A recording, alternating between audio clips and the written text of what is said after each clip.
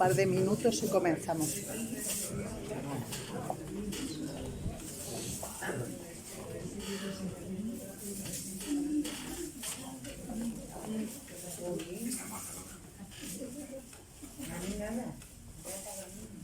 Buenas tardes, soy Julio González Alcalde, doctor en Geografía e Historia y presidente de la Agrupación para el Estudio de las Culturas Orientales Gamán del Ateneo de Madrid, entre cuyas finalidades se incluye la investigación del mundo oriental, su devenir e influencias en nuestro contexto occidental.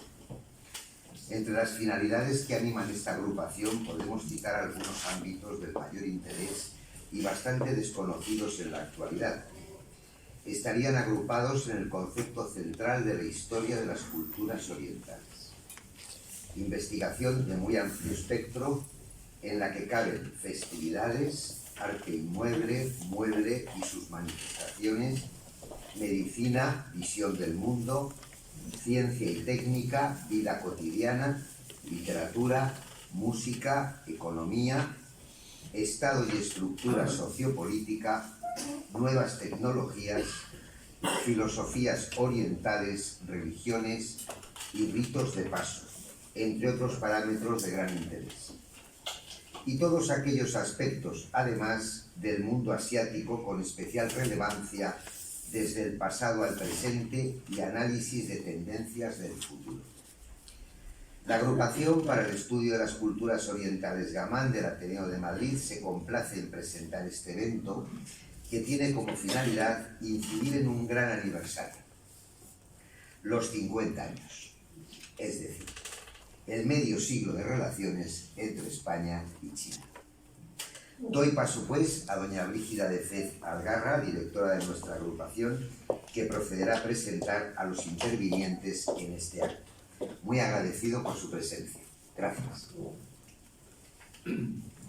Muchas gracias. Tengo una voz potente, yo creo que me vais a oír, que no me hace falta el micrófono. Buenas tardes, soy Brígida de Fez, fundadora junto con el presidente y directora de la agrupación Gamán, la cual la creamos con muchísima ilusión, pues como bien ha dicho, queriendo abarcar un continente que cada día está más de tendencia, no diríamos de moda, porque bien seguro ha venido a quedarse estas relaciones. Hoy tenemos una mesa redonda con unos invitados muy especiales y nos van a hablar, pues dentro de ese ciclo de conferencias que ya hemos hecho algunas, de hecho está aquí Laura también, que nos ha podido acompañar en algunas de ellas, pues queremos abarcar todo: política, relaciones empresariales, economía, pero deciros que esta agrupación también tiene actos que tienen que ver con la cultura, ¿no?, oriental, y que os invito, cada mes llevamos a cabo uno o dos de ellos, a que estéis pendientes para poderos ver la información en la página web del Ateneo.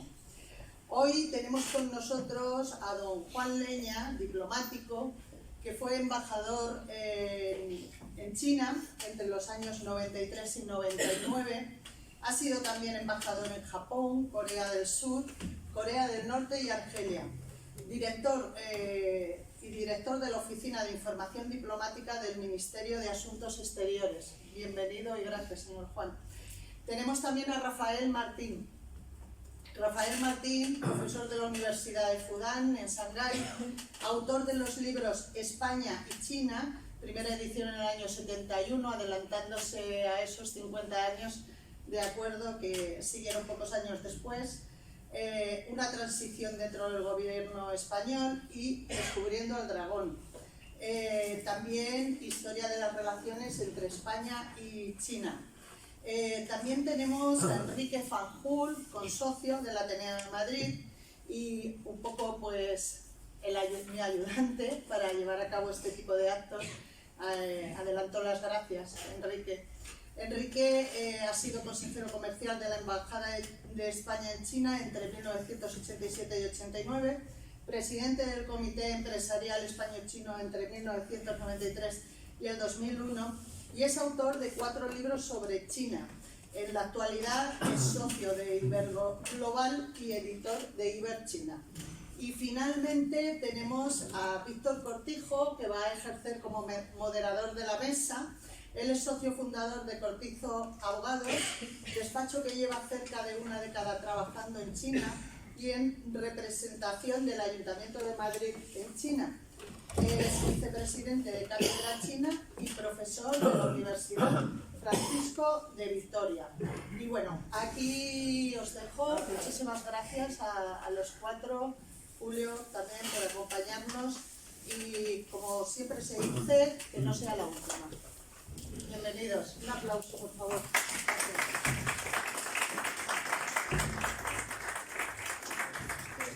Puedes sentarse.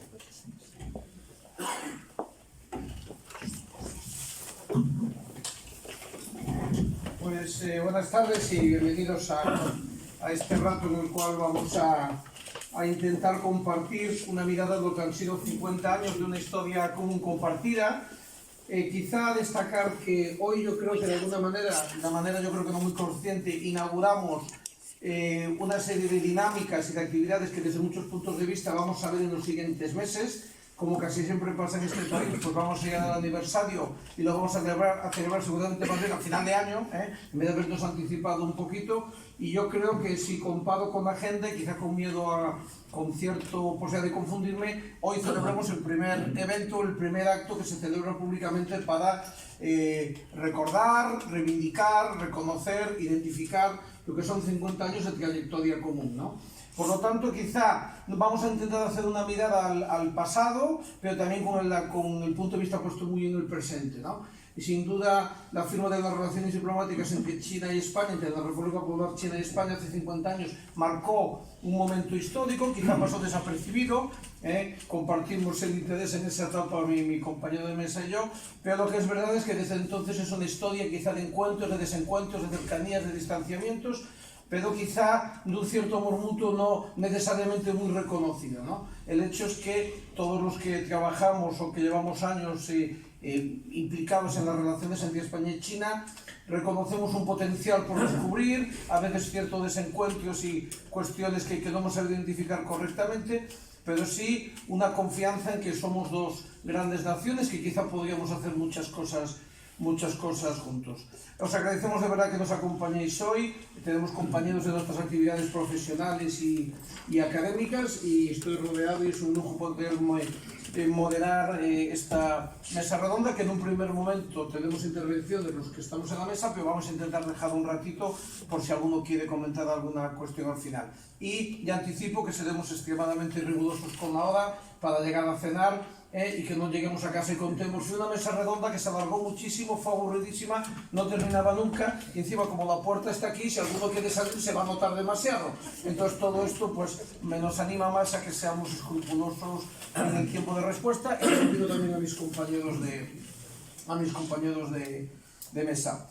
Yo creo que, si os parece, voy a hacer algunas preguntas iniciales y con eso pues cada uno tiene una intervención inicial. Quizá empiezo por Enrique. Enrique, si tuviésemos que hacer una especie de primera mirada rápida, un resumen de cómo definirías estos 50 años de trayectoria común, en un titular rápido y un comentario, ¿cuál sería un poco tu opinión o tu criterio? Bueno, yo creo que han sido 50 años en los que hemos ido avanzando. Creo que es importante tener en cuenta los antecedentes de nuestra relación diplomática con China, que nos va a explicar Rafael cómo se gestó, que es un proceso muy interesante, ¿no?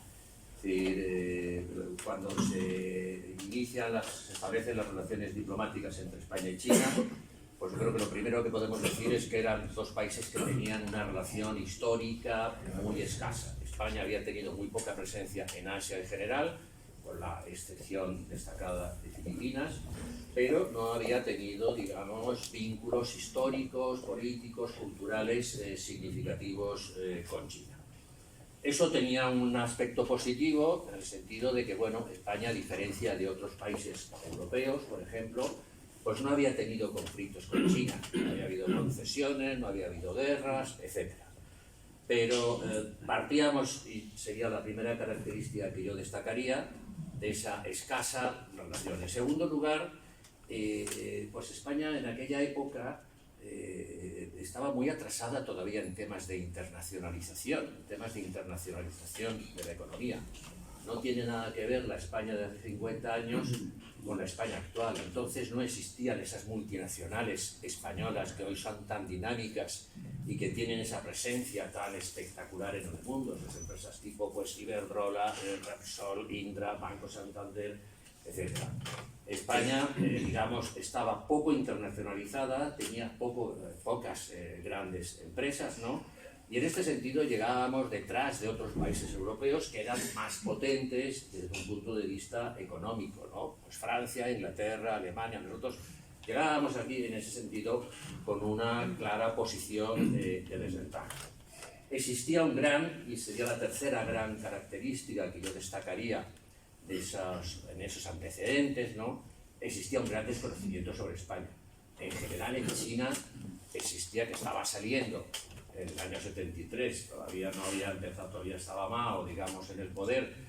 China estaba muy aislada del resto del mundo, existía un gran desconocimiento en general en China sobre el mundo y ya, digamos, no digamos sobre España, que era un país, una potencia pequeña, mediana, es decir, existía un gran desconocimiento. Yo creo que luego, en los siguientes 50 años, bueno, es decir, lo que hemos ido es claramente avanzando, es decir, en la relación, en el conocimiento, etc. Con insuficiencias, con carencias que vamos a mencionar ahora, no me voy a extender ahora en ella para que no sea una intervención muy larga, ¿no?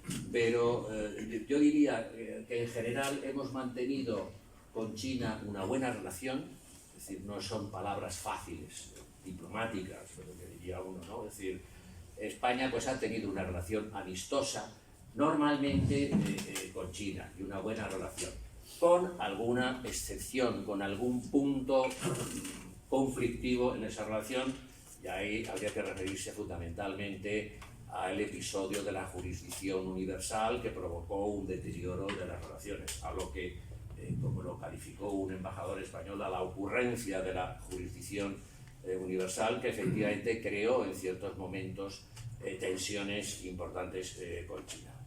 Pero digamos que España ha mantenido una postura positiva y amistosa hacia China. Luego podemos hablar, si te parece, Víctor, de la postura que, por ejemplo, España mantuvo a raíz de la crisis de Tiananmen. Y yo diría además, y con esto voy a terminar, ¿no? Para no prolongarme, ya seguiremos hablando, etcétera, ¿no?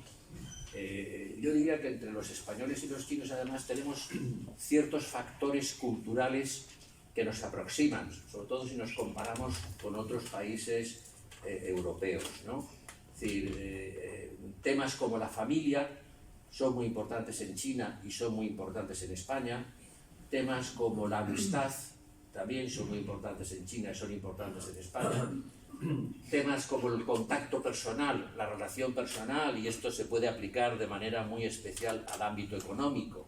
Bueno, pues los chinos le prestan una gran importancia al elemento de las relaciones personales, a la confianza, y yo creo que eso también es un elemento que caracteriza a las culturas latinas y a las culturas de otras zonas del mundo. Pero que en países como Alemania o los países nórdicos estos aspectos son distintos, no tienen la misma fuerza la familia, la amistad, la relación personal, etc.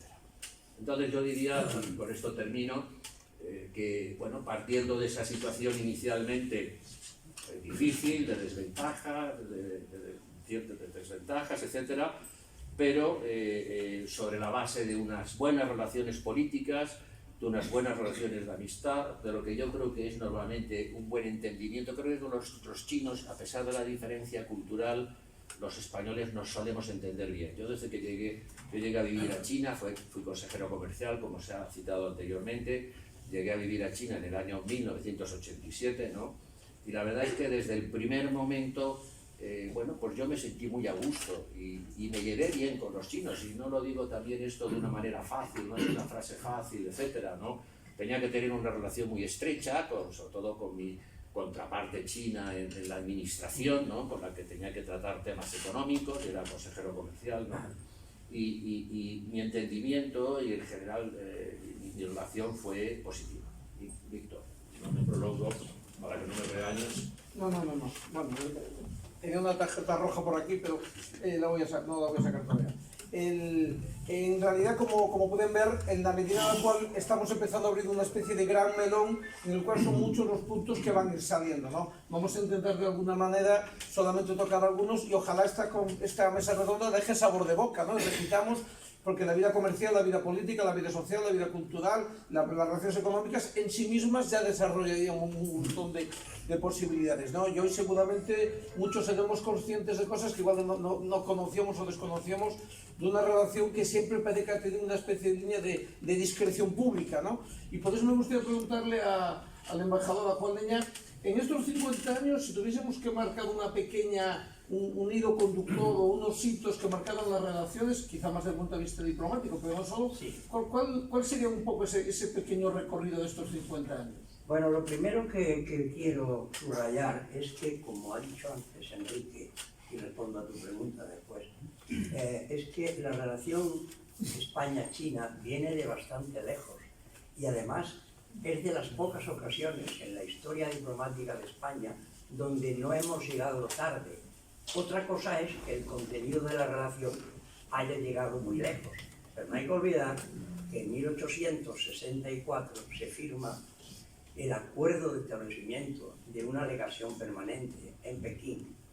El diplomático catalán Sinibaldo de Mas, que era un gran sinólogo y lingüista y un personaje sumamente interesante, muy conocedor de Oriente, y fuimos el cuarto país en tener una legación permanente en Pekín, lo cual no es poco.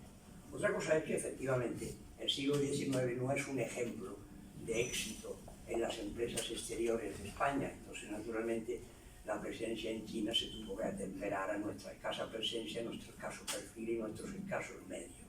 Eso por un lado. En segundo lugar, no llegamos tarde el 73 a establecer relaciones diplomáticas, porque casi se arrebató, podemos decir, a la transición el hecho de cerrar estas negociaciones, que más bien corresponderían a la universalización, la búsqueda de esas relaciones por parte de la transición. Pero bueno, y luego, a mí me parece que es dos cosas muy importantes en relación con lo que me ha preguntado Víctor. Y es que cuando no está un hecho importantísimo de nuestra relación en estos 50 años, es, aparte del reconocimiento en París, el comunicado conjunto, es que el rey de España va a Pekín en 1978, cuando la pugna política entre Deng Xiaoping y Huang Guofeng no está resuelta. El rey llega a Pekín, no teníamos constitución todavía, porque la constitución se aprueba más tarde. Y yo creo que ese es un tanto muy importante que se apuntó el gobierno de Adolfo Suárez y su ministro Marcelino Oreja. El rey tuvo la oportunidad de hablar con Huang Guofeng, que era el heredero designado por Mao, que luego Deng Xiaoping lo limpió con la habilidad que le caracterizaba y se hizo cargo y empezaron las reformas a partir de la tercera sesión plenaria del 11 Comité Central. Es decir, llegamos a tiempo en China. Muy pocos países habían realizado una visita poco después de la muerte de Mao y cuando la pugna política interna en conservadurismo maoísta y reforma y apertura estaba todavía sin decidirse. De modo que ese viaje es sumamente importante. Y luego hay otra cosa, que es un viaje que me parece también trascendental. Dicho esto, el viaje del rey es el primer viaje de un jefe de Estado a Asia, de España, quiero decir. Y luego, en 1985, Felipe González visita China con empresarios y es la primera visita de un presidente de gobierno, no solo a China, sino a Asia. Lo cual quiere decir que esta relación, a mí lo que más me llama la atención de ella es que viene marcada, a pesar de sus carencias, a pesar de su desequilibrio estructural en términos económicos, pero me llama la atención que a nivel de contactos de muy alto nivel, pocas veces en nuestra historia hemos tenido con un país tan lejano una relación tan intensa y frecuente. y me quedo ahí por no abusar del tiempo, pero me parece que la relación despega bien con este viaje del rey. Felipe González ve a Deng Xiaoping, que es cuando dice la frase gato negro, lo importante es que cace ratones y tal, que es muestra del pragmatismo de los chinos, que caracteriza también a la política de Deng Xiaoping. Y además, Felipe González ya viaja con un buen número de empresarios. Y además, poco después, se ponen en marcha las facilidades financieras en la forma de crédito FAT para que los bienes y servicios españoles puedan estar presentes en China. De manera que es una relación interesante que hay que estudiar cuidadosamente y me parece que en conjunto ha tenido bastante contenido a pesar de sus altibajos. Es una relación interesante, es una relación constante, es una relación pacífica. Y es una relación que a medida que va avanzando, y de hecho las personas que llevamos ya unos cuantos años haciendo cosas con China, en mi caso casi 20, damos cuenta que está permanentemente viva. Hablar de China hoy no es hablar de China hace 5 años, ni hace 10, ni hace 15, ni hace 20. Pero es que en el caso de España, Rafael, ya es que el inicio en sí mismo tiene cierta originalidad, ¿no? Sí. O sea, no es un inicio demasiado convencional de lo que serían unas relaciones diplomáticas entre dos países, por lo que significa para España y también para China. Exactamente, en la España de 1973, incluso yéndonos un poquito antes, 1971, claro, estamos en la España de Franco. Y China, por otra parte, tenemos la China de Mao Zedong. Y claro, esto lo que va a provocar es una especie de desencuentro dentro del propio gobierno español, sobre todo dentro del Ministerio de Asuntos Exteriores. Estamos en la época de López Bravo, hay un intento por parte del ministro de Asuntos Exteriores de ampliar las relaciones exteriores de España también hacia países comunistas, y de hecho se está haciendo, pero el tema de China es más complicado por Taiwán. Quiero decir, hay una amistad profunda del régimen de Franco con Taiwán, con el Taiwán de Chiang Kai-shek, y entonces esto se vincula dentro del Ministerio de Asuntos Exteriores, digamos, con los puntos de vista más conservadores. O sea, seguir la tónica general de reconocimiento internacional de la China de Mao, que poco a poco Italia, Canadá, todos se iban sumando, hasta el punto de que en 1973 solamente España y Portugal seguían sin reconocer a la China de Mao. ¿Cuál era el problema? Había que rechazar la relación diplomática con Taiwán. A esto se va a oponer, de hecho se va a oponer parte del gobierno, capitaneado sobre todo por Carrero Blanco, lo que se va a llamar después el búnker, y se crean como una especie de dos facciones. Yo aquí siempre le doy mucha importancia a un personaje que creo que era un poco un diplomático, era de un Quijote de la diplomacia, que era el cónsul que tenía España, Enrique Larroque, en Hong Kong. Y él se va a encargar de hacer conexiones y sobre todo intentar convencer a López Bravo y a la administración española de la necesidad de no perder el tren. Y esto va a provocar una guerra de despachos, va a provocar incluso amenazas de destitución, etc. Y luego, casi de una manera, vamos a decir, de novela policíaca o de detectives, va a provocar que el reconocimiento se haga prácticamente a escondidas, ¿no? Entonces se da la orden, López Bravo da la orden, se transmite a través del embajador que tenía España en ese momento en París, y se hace el reconocimiento provocando un shock en España, que salen las noticias al día siguiente, primero por el diario El Pueblo, ¿no? Porque poca gente en ese momento se lo esperaba, aunque ya los periódicos españoles no paraban de hablar de la posibilidad de un reconocimiento. Por lo tanto, fíjense que tuvo que hacerse un poco a escondidas, tuvo que hacerse rápidamente. De hecho, Carrero Blanco no lo sabía. Al parecer, López Bravo sí jugaba curiosamente con cierto... bueno, pues con ya el poco interés de Franco en estas cuestiones, se aprovechó de ello, pero Carrero Blanco se hubiera opuesto, a pesar de que no había, digamos, un enfrentamiento histórico con China, pero había que romper con Taiwán. Este era algo necesario para el reconocimiento diplomático.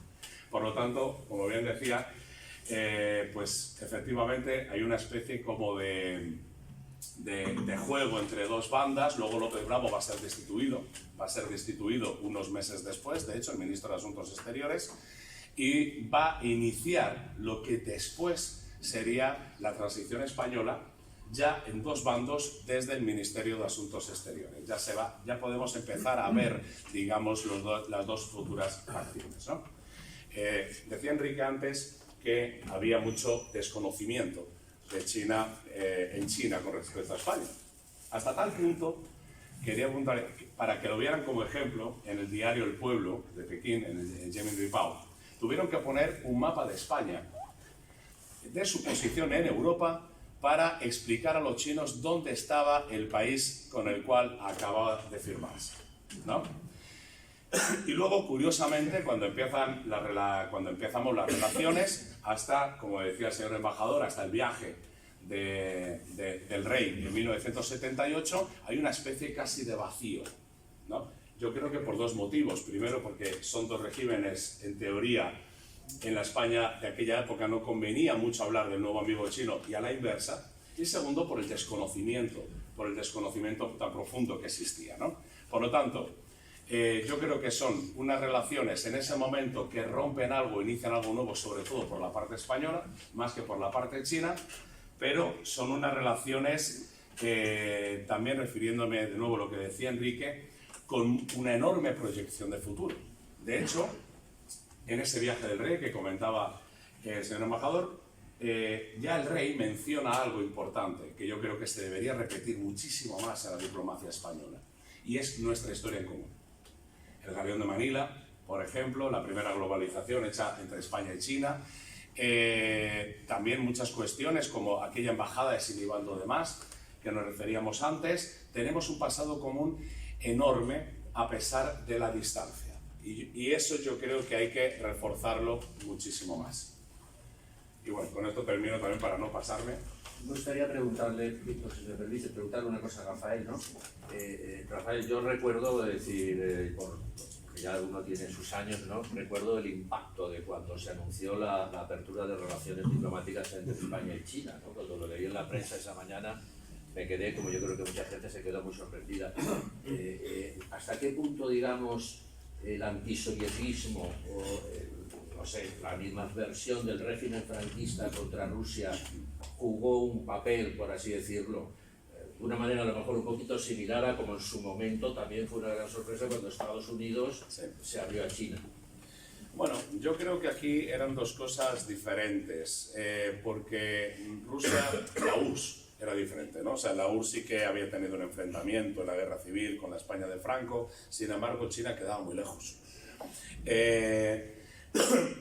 Quedaba lejos, también era un país muy desconocido. Yo creo que era más el elemento de Taiwán, realmente, ¿no? No se podía hacer un reconocimiento diplomático en ese momento de Rusia. Yo creo que eso ahí sí que se hubiera parado, pero sí que hay digamos, acuerdos, ¿no? Acuerdos económicos con los satélites del este.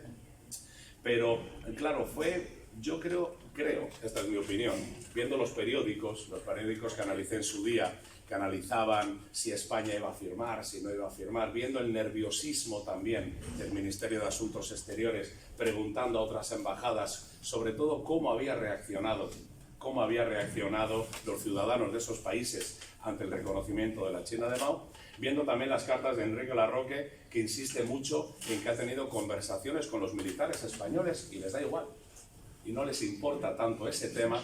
Yo creo que se sobrevaloró un poco la posibilidad de una respuesta negativa por parte de la ciudadanía española, ¿no? Pero yo creo que son dos elementos diferentes. Una cosa era la URSS y otra cosa era China, que se veía como algo muy lejano ya en el tiempo. Bueno, el moderador tiene que intentar moderar, ¿no? Con poco éxito en este caso. De hecho, me pide el embajador una pequeña intervención sobre este tema y seguimos avanzando con otros temas. Sí, yo estoy muy de acuerdo con lo que se ha dicho de que se llevó con mucho secreto la cuestión del reconocimiento, del comunicado conjunto que se firma en París. Pero la verdad es que ya Gregorio Sagrado, cuando toma posesión de ministro, le ha dicho una cosa que era un cambio manifiesto en relación con la política de Fernando María Castella, ¿no? Porque dice, la política española no puede ser, el alfa y el omega no puede ser Gibraltar. que había sido el núcleo central de la actuación diplomática. Por cierto, no se recuperó Gibraltar, pero fue una operación diplomática verdaderamente de bastante alcance y muy bien preparada en el marco de las Naciones Unidas. Eso por un lado. Y luego además el secretismo llegó hasta el extremo de que yo lo he leído pero no lo tengo en mente ahora mismo. El mensaje de Franco, eso fue en marzo, de la Navidad, que era habitual que era un mensaje, hay dos frases crípticas que leídas después es claramente que estaba anunciando el reconocimiento de China. Eso es otra cosa curiosa, ¿no? Y después, la postura española en este tema fue siempre a ver si había dos Chinas en Naciones Unidas, hasta que nos rendimos a la evidencia y nos dimos cuenta de que eso no tenía sentido, porque China no iba nunca a transigir, evidentemente.